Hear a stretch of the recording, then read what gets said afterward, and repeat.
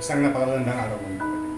Humingi po tayo ng basbas kapatid na ating dakilang Diyos Ama para sa pangkalatang kabutihan o kagumutan sa lahat, physical, spiritual, emotional, mental. Samahan niyo po ako kapatid sa simpleng dasalitan.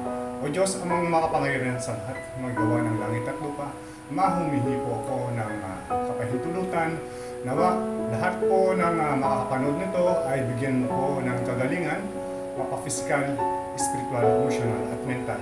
At nawa po Ama, maramdaman nila ang pag-ibig at dalisay na pagmamahal mo sa amin na kailanman ay hindi mo kami pinabayaan.